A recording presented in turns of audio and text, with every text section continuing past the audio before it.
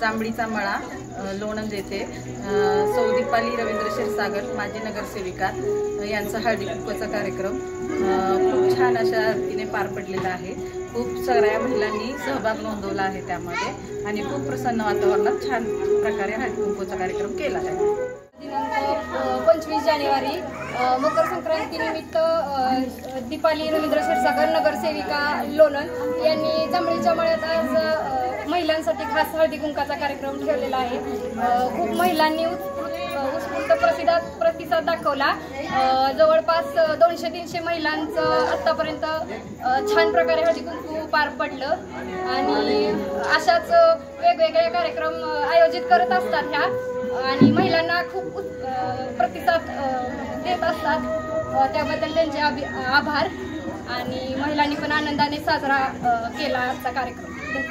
रवींद्र क्षीरसागर माजी नगरसेविका लोणंद नगरपंचायत लोणंद। माझा प्रभाग क्रमांक 17। माझे मिस्टर आता नगरसेवक आहेत।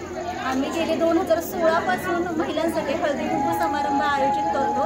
महिलांचा उत्स्फूर्त असा प्रतिसाद आहे आम्हाला आणि महिलांना वाण म्हणून उपयोगी वस्तूंचं आम्ही वाटप करतो आणि आज सकाळी हळदी कुंकवानिमित्त आपण देसाई हॉस्पिटल हडपसर मोहम्मदवाडी यांच्यातर्फे मोफत नेत्र तपासणी शिबिर आयोजित केले होते। त्यामध्ये 50 महिलांनी सहभाग नोंदवला आणि आज 4 वाजता हळदी कुंकू समारंभ आयोजित केला। त्यामध्ये जवळपास 400 महिला आतापर्यंत हळदी कुंकू समारंभाला येऊन गेल्या आहेत आणि अजूनही महिला येतच आहेत।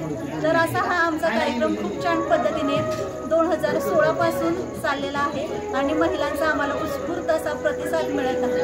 धन्यवाद। एका विद्यार्थिनीचा सत्कार होत आहे। ती विद्यार्थिनी एवढी गरिबीतून शिकलेली आहे।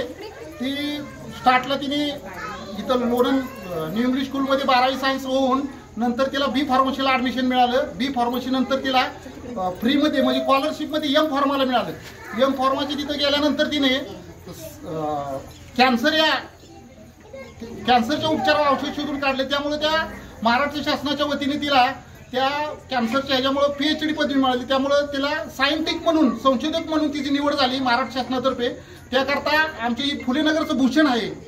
त्याकरता फुलेनगर भाषातर्फे आमचे उपनगराचे अध्यक्ष किंवा आमच्या नगरसेविका महिला बाल कल्याण सभापती दीपाली रवींद्र क्षीरसागर व या सर्वांच्या वतीने त्यांचा सत्कार होत आहे, तरी त्यांनी त्याचा स्वीकार करावा।